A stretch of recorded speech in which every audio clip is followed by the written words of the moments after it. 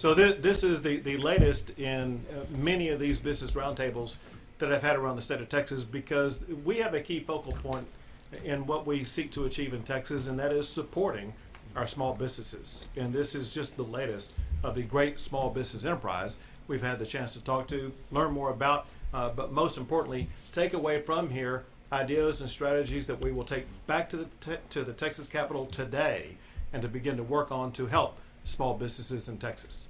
We'll take a few questions. Governor, you mentioned that you're introducing legislation to protect businesses from frivolous lawsuits.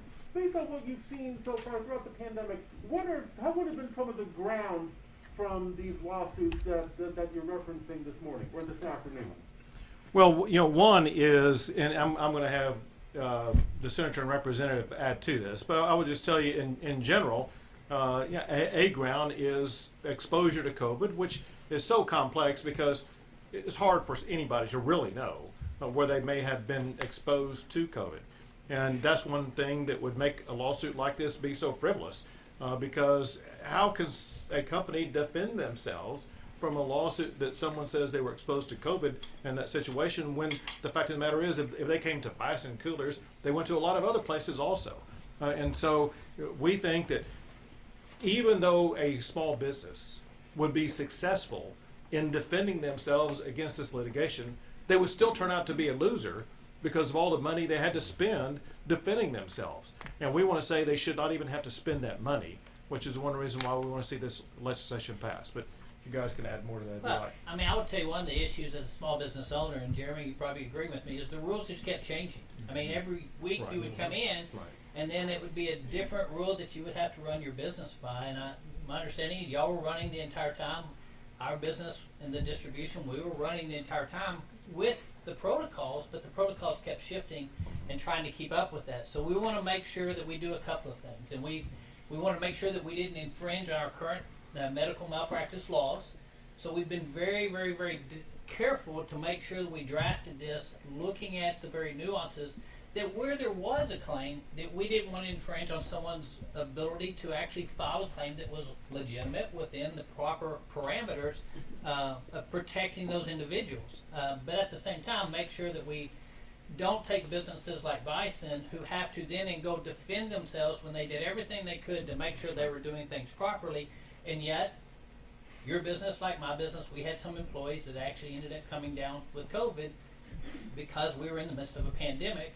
Even though we were trying to do all things properly, their money needs to go towards creating jobs and growing their business, not towards attorneys defending the fact that they were trying to do things properly.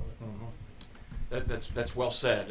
I believe very strongly that there's likely a backlog of lawsuits that potentially could threaten small businesses. One lawsuit without virtually any proof whatsoever could threaten your business operations and many small business operations across the state. And so what we want to do is to get ahead of those, to provide answers and to provide certainty so many of those lawsuits aren't filed in the first place. I think that the governor and the senator put it really well. Our hope would be that the federal government could provide some clarity nationwide for all 50 states, but that's very likely not to happen. And so the state of Texas, as we so often do, governor is going to lead the way and provide answers for our hardworking small business owners. Governor, I had a couple questions as far as, can you give us an update on the status of the federal, of your investigation as far as the unaccompanied minors in these federal facilities in Texas, as far as the COVID outbreak and also as far as the conditions of the facilities? And then secondly, and I would open this up to Senator and Representative as well, as far as the power outages following up. A lot of municipal-owned utilities, co-ops are now trying to figure out how much this is going to cost their ratepayers. And so is there any legislation that can protect ratepayers from paying more over the coming months and years? Sure. I'll go through your questions. You asked a question in the middle of all that about the status of COVID, and I couldn't tell if you were talking about the status in general or the status at those. At the facility. Okay. Yeah. First, I'll answer your last question, and that is, both the House and Senate have numerous robust pieces of legislation that will fully address, top to bottom, every issue involving the power outage, and collectively they will achieve the certainty that we are never again going to have a power outage that occur in the state of Texas. Texas is the power state. We have all the power we need, and we just need to make sure that the grid that we have in the state of Texas is going to be safeguarded in a way to make sure the power never goes down again in the winter or in the summer, when there's actually even a higher demand for power than there is in the wintertime. But there are some easy strategies that cost very little money. Then there are some more challenging strategies that will cost some money, one of which you mentioned, and that is that there are some providers of that power that we will see will be financially challenged, and that also is an issue that the Texas legislature will address. And the senator and representative can add more about that later. Let me answer your first question or questions. And that is, every single day that passes, we learn more failures by the Biden administration with regard to all of these federal facilities they're using to house the migrants. Over the past 2 days, I learned this, and that is at the location in Midland, Texas, they didn't have any adequate running water. The reason why I say that is because the water source they were going to be using was well water that had not been used in a while. And I've been informed that in that particular region of Texas, that well water, if it has seepage into it, it could even have arsenic in it. And that's exactly why the Texas Commission on Environmental Quality is undertaking an investigation of that water source to make sure that nobody will be exposed to arsenic or any other type of bacteria or anything that could cause harm to anybody there. And as a result, at that location in Midland right now, they have no access to running water. All the water they have is being provided to them by bottle by the federal government. In addition to that, more than 10% of the migrants who are in the Midland facility, as well as the Carrizo Springs facility, more than 10% in each of those facilities have COVID. And this raises great concerns. Concerns for those who have COVID in those facilities, but concerns because of the ability for that COVID to be exported outside of those facilities. There are adults who work in those facilities. The information I have, which is still unclear, and we expect the Biden administration to let me know today, but my understanding is the adults who work in those facilities, they leave and they go stay at hotels in the local region, like in Midland, Texas, or near Carrizo Springs, or in Dallas, Texas. And we need to know if the adults leaving those facilities are going to those hotels and exposing people in those hotels to COVID. Is it going to be the cleaning crew at the hotel? Is it going to be the food service crew? Is it going to be the work crew? Who in those hotels may be exposed to COVID because of the COVID that the migrants may have shed onto the adults who are working there?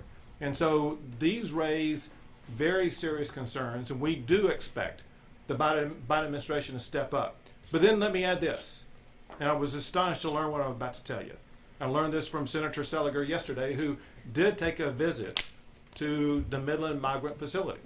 He said when he arrived there, one of the things he noticed is there was no fencing around it. There was no containment device whatsoever.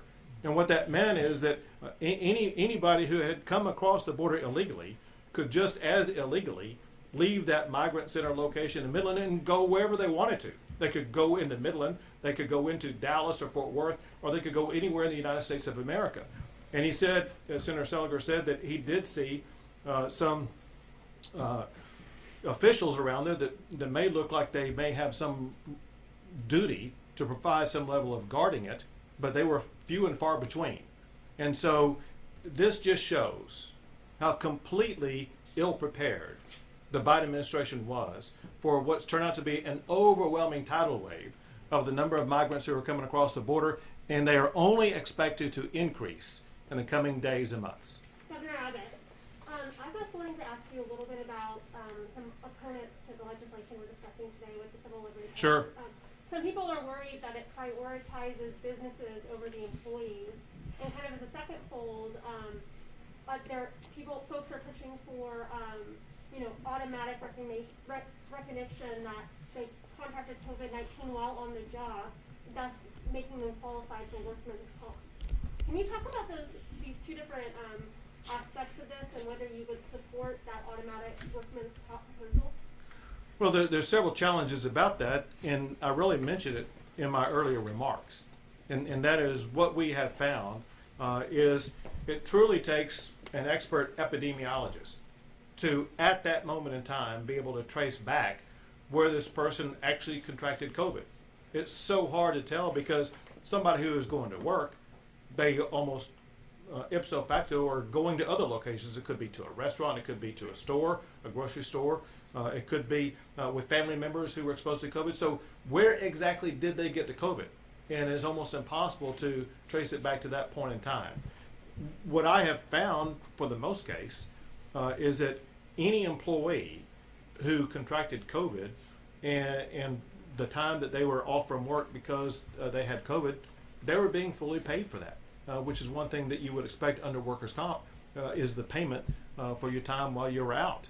And so for the greatest number of employees, and not all of them, they would have been compensated for any time missed because of exposure to COVID. Hold on a second, because wait, the senator representative may want to. We'll come to you.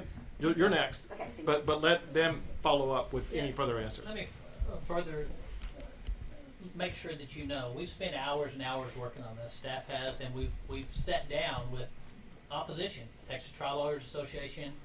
Personally met with AARP and addressed some of their concerns just this last week.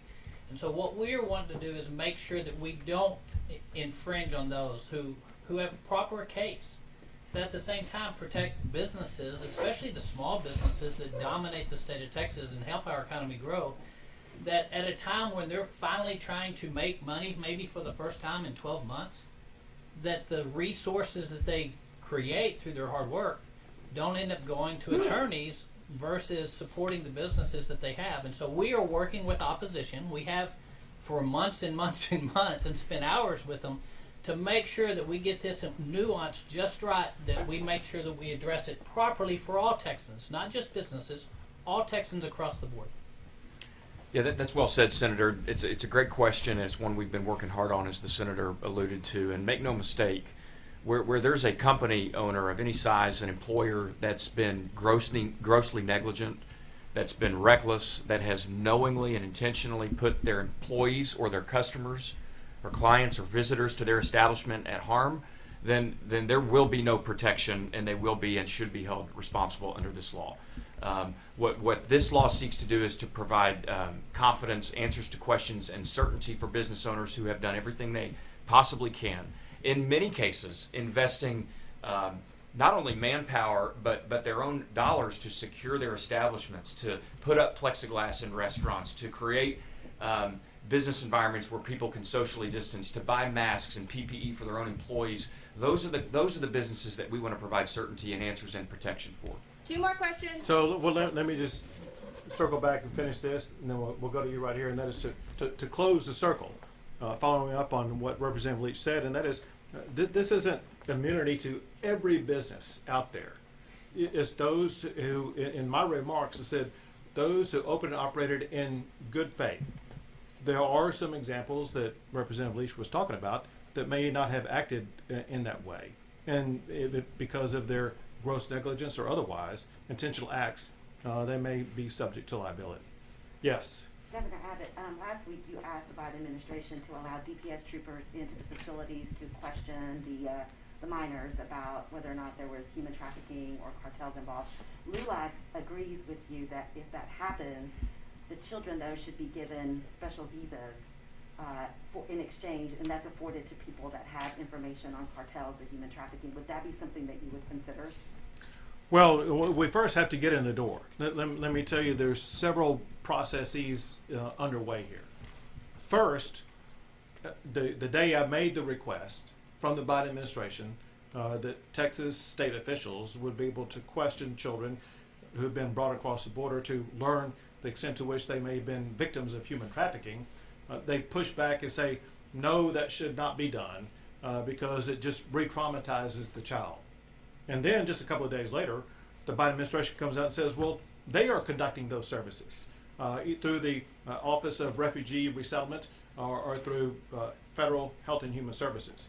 But candidly, I know the level of expertise that officials in Texas have, because Texas, unfortunately, is one of the leading states in dealing with human trafficking.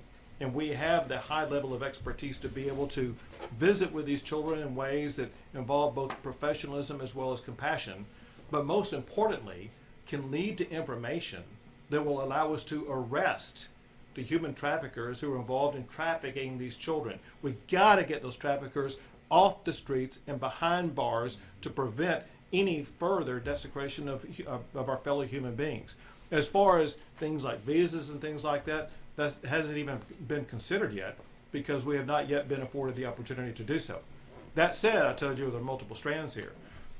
Because of Operation Lone Star, which I launched, we have 1,000 DPS officers that are filling the gaps that are left open as Border Patrol officers are occupied dealing with the massive inflow of migrants.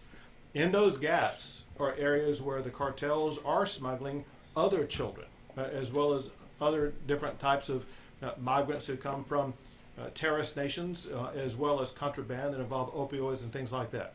My point is this: every migrant child who is apprehended by the Texas Department of Public Safety will be working collaboratively with human trafficking specialists to learn whatever they can from those children, so that we will have information that will allow us as a state to begin to crack down on human trafficking. Last question. Governor, a big part of businesses bouncing back is obviously the COVID trends in Texas. It's been a couple weeks now since the state has been wide open as far as capacity and masks and things like that. Where do we stand as far as this fight for businesses who are hesitant still to open? The most recent information we have is information that came out yesterday. We get information on a daily basis from the State Department of Health Services, and the numbers yesterday are the best that we've had since the state opened. You can look at three key factors. One is the most important factor, and that is hospitalizations. Hospitalizations have continued to decline, and as of yesterday, they were the lowest in more than 5 months. Another factor is the positivity rate. The positivity rate yesterday was the second lowest in the past 12 months, and the lowest since late May. And then the other factor is the number of vaccinations. And so it was either yesterday or the day before, it was 2 days ago, Texas surpassed 9 million total vaccinations administered in the state of Texas. I can tell you that this coming week we will surpass 10 million vaccinations. But more important than just the raw number of vaccinations is the vaccinations of those who are most likely to either be hospitalized or lose their life because of exposure to COVID, and that is people age 65 and older. Well over 60% of people who are age 65 and older have already received a vaccine, meaning that we are protecting the health and safety of those most at risk to the most severe consequences because of COVID. What all this means is we are seeing the slowing of the spread as proven by that positivity rate. And what that means in response to the last part of your question is that more businesses will be able to more safely open up and get back to running business as usual as it was before the pandemic, knowing full well that we are going to receive an increasing number of vaccines every single week going forward. Great. Thank you guys for coming.